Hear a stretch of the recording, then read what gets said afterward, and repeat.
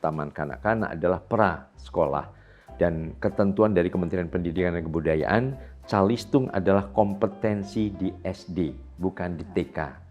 Namanya TK, kan ada lagunya kan, tempat bermain, berteman banyak, itulah taman kami, taman kanak-kanak. Jadi tempat bermain dulu. Tapi sambil bermain dia bersosialisasi, dia mengenal tata tertib, disiplin, tata krama, dan sebagainya.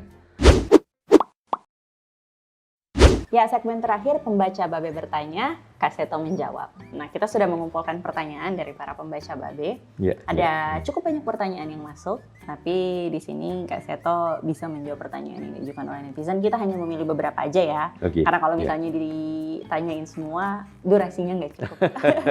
Baik. Oke, Kak Seto, pertanyaan pertama. Halo Kak Seto, aku mau nanya seputar anakku yang usianya 2,5 tahun. Dia sangat suka melihat buku dongeng yang bergambar hewan-hewan, kadang sesekali nonton video lewat YouTube. Karena terlalu asik dengan buku dan YouTube, jarang interaksi dengan teman-temannya. Yang aku rasakan adalah sepertinya dia speech delay. Apakah karena pengaruh dari kebiasaan dia yang jarang bersosialisasi? Apakah media seperti YouTube, baik video atau musik, tidak maksimal membantu anak untuk cepat berbicara? Ini pertanyaannya dari Regina Ayu. Iya, baik untuk Ibu Regina Ayu ya.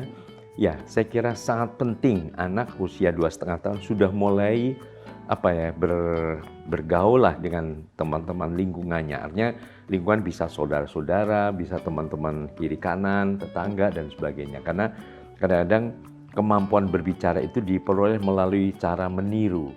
Dan meniru ini bukan hanya meniru orang tua saja, tapi juga meniru teman-temannya.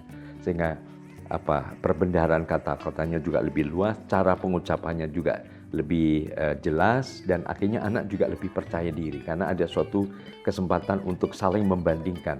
Jadi kesempatan untuk bersosialisasi memang sudah patut dirangsang dari usia-usia awal. Pada saat dia memang sudah bisa berjalan, berlari-lari, dan di mana ada teman-temannya ya dibiarkan larut dengan teman-temannya itu. Oke. Selanjutnya dari Yusrina Ilmamina Adani. Pertanyaan berikutnya, halo Kak Seto, anak perempuan saya umur 5 tahun. Sudah bisa baca, tulis, hitung, dan sudah duduk di bangku TK. Apakah di usia dia yang saat ini boleh dia ajarkan calistung? Kemudian bolehkah anak di usia 5 tahun dimasukkan ke tempat les seperti bimbingan belajar? Iya, pada Ibu Yusrina ya. Ya, Yusrina. Ya, pada dasarnya usia prasekolah itu umumnya 6 tahun paling cepat, kadang 7 tahun ya baru masuk sekolah dasar. Nah, namanya adalah sekolah dasar, itu yang namanya sekolah. Tapi sebelumnya taman kanak-kanak adalah pra sekolah. Dan ketentuan dari Kementerian Pendidikan dan Kebudayaan, calistung adalah kompetensi di SD, bukan di TK. Namanya TK, kan ada lagunya kan, tempat bermain, berteman banyak, itulah taman kami, taman kanak-kanak. Jadi tempat bermain dulu, tapi sambil bermain dia bersosialisasi, dia mengenal tata tertib, disiplin, tata krama, dan sebagainya. Ya, jadi dalam hal ini calistung itu selain memang belum terlalu siap kemampuan kognitif anak pada usia-usia 4-5 tahun, juga usia tersebut anak sedang penuh dengan gerakan-gerakan. Jadi lebih baik dia penuh dengan kegiatan motorik kasar, melompat, berlari dan sebagainya, dan tadi bersosialisasi. Gitu. Oke, selanjutnya pertanyaan dari Ibu Amilef. Anak saya perempuan berumur 5 tahun, paling senang nonton sinetron yang ada pencak silatnya.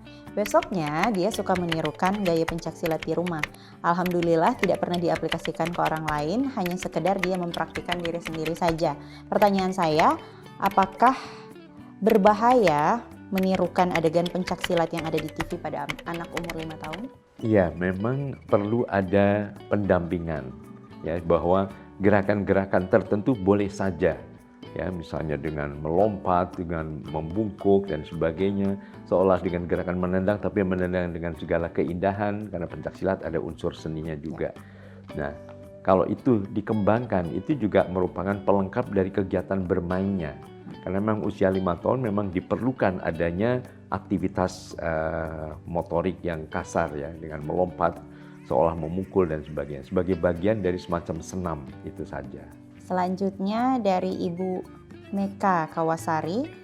Anak saya berusia 2 tahun 1 bulan, perempuan, belum saya beri tontonan. Tapi ketika bermain dengan teman sebayanya, dia suka meniru perbuatan temannya seperti memukul atau mendorong. Bagaimana caranya memberi pengertian kepada anak saya untuk tidak melakukan hal tersebut, Kak Seto? Ya, memang usia 2 tahun sedang munculnya perasaan egosentrismenya, kemudian kadang-kadang peniruan yang sangat tinggi dan sebagainya. Iya, imitasi terhadap gerakan-gerakan teman-temannya. Nah, mungkin juga tetap tadi ada pendampingan, ada dialog, ada evaluasi.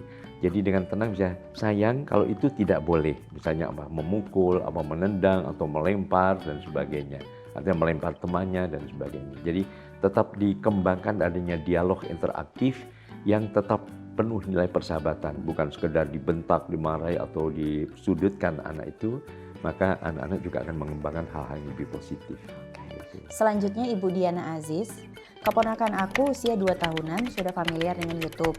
Dan di usia 4 tahun dia sudah mahir dalam menghitung dan warna serta hafal aplikasi dan fitur-fitur yang ada di handphone. Yang jadi pertanyaanku, apakah dampak buruk yang terjadi dengan perkembangannya? Iya, biasanya kalau sudah terlalu lekat dengan handphone dan segala macam ini, anak menjadi kurang bergerak dan juga kurang bersosialisasi. Jadi perlu ada keseimbangan. Ada saatnya enggak. Sekarang gadget atau handphone dimatikan dulu. Udah, sekarang yuk ke sana. Tapi tetap ada pendampingan sehingga perasaan gembira, perasaan ada tetap ditemani, dihargai oleh orang tuanya itu juga tetap muncul.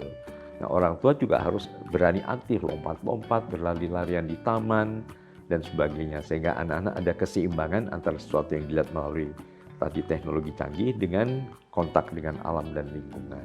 Oke. Terima kasih banyak Kak Seto, itu ada 5 pertanyaan dari para pembaca Babe. Banyak sekali sebenarnya yang pengen bertanya ke Kak Seto, tapi mungkin bagi ibu-ibu atau pembaca Babe yang belum kebagian kesempatan untuk bertanya langsung ke Kak Seto dan penasaran ingin mengikuti langsung apa saja yang sudah dilakukan oleh Kak Seto, kegiatan Kak Seto, dan mungkin ingin mendapatkan tips dan trik dari Kak Seto soal parenting dan juga bagaimana storytelling yang baik kepada anak-anak, bisa ikuti akun Kak Seto di aplikasi Babe. Mungkin boleh disebutkan? Kak Seto Sahabat Anak. Oke.